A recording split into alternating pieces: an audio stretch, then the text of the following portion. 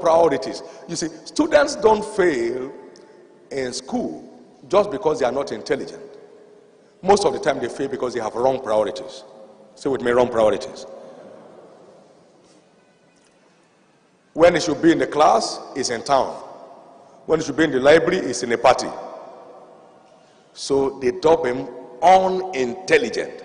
Not because he has no sound intellect, but he has a wrong priority, which has eroded his capacity to learn.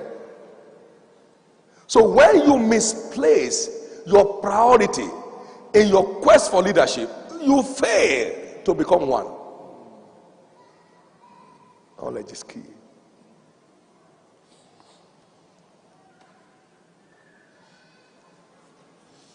My library has remained my most valuable asset on this earth to me today. And where I'm sitting down here, if I need a book, I can tell them where to go check for it. Check for this here.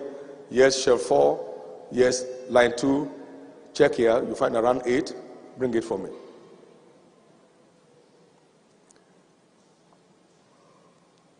I have been building that since 1974. I was 20 years old when I started building my little. I didn't know it was library. I just knew it was the love for reading.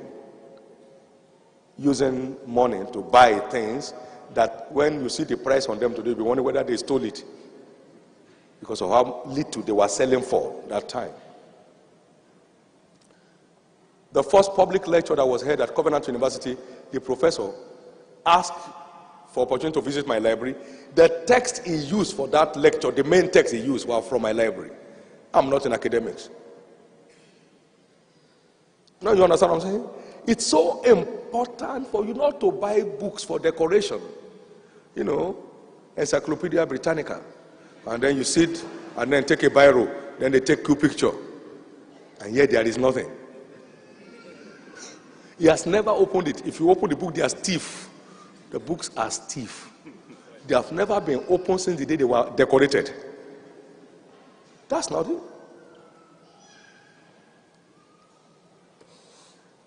If you truly have a quest for spiritual growth, then go for spiritual resources. You have a quest for breakthroughs in business, go for material that will help you actualize it.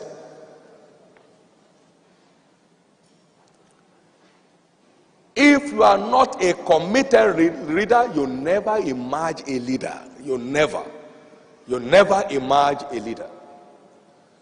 I pray that somebody here this morning has heard something. Oh, yeah. Somebody here this morning has heard something. And all you need to do is to use it. I've told people time and again, I'm not surprised about where we are today.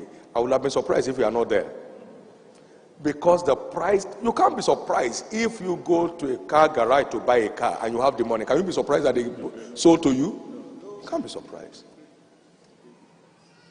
I cannot be surprised that we found ourselves where we are today. I would have been surprised if we are not there. Because I found what it would take you there, and I apply myself to those things, and so getting there must not be a surprise. Getting there must not be a surprise. Getting there must not be a surprise. Now, for instance, we are presently building a second university called Landmark University with agriculture as its main anchor. And for that reason, I had to send a team plus myself to Israel to go and check on 19 agricultural and research settlements in Israel to buy into their knowledge with all the available documents and resource materials in building what is going to start next year, October. And then negotiating for consultancy with some of those research centers so we can have input from somewhere in building what we are doing. Anything you do with only common sense will end you in a common place.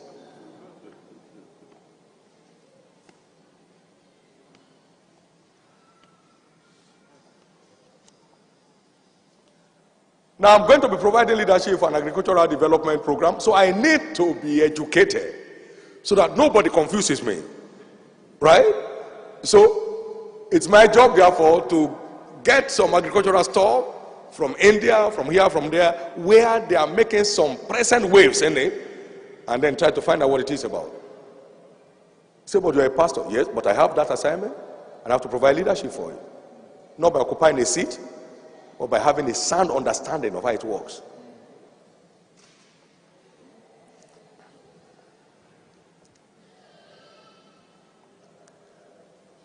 I told them at Covenant University, I said, in 10 years of its existence, it will emerge a world-acclaimed university. It's happening.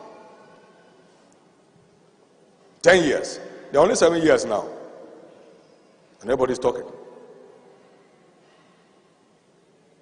Why? Because the requirements have been met. The results must follow. Hello. Is somebody still here? So you don't empower people by money. Gold, silver, diamond, rubies will never be a substitute for wisdom. The real treasure that guarantees a great future is wisdom. And it's acquired with the price of high-level self-discipline. High-level self-discipline. Somebody has asked me, how do you get time to read? How many want to ask that question here? Okay, good. Now, my answer is, how do you get time to eat? Because what eating is to you is what reading is to me. There's a bag that travels with me everywhere I go. It's a bag of books, the books of the hour. The one to check out on. Why on this trip? I read daily and I write daily. And I'm not writing for purpose of publishing books. I'm writing to draw lessons from what I read.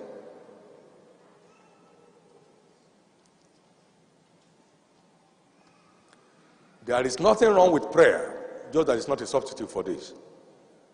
You can pray to acquire skill at a higher rate, but it will not be equal to skill.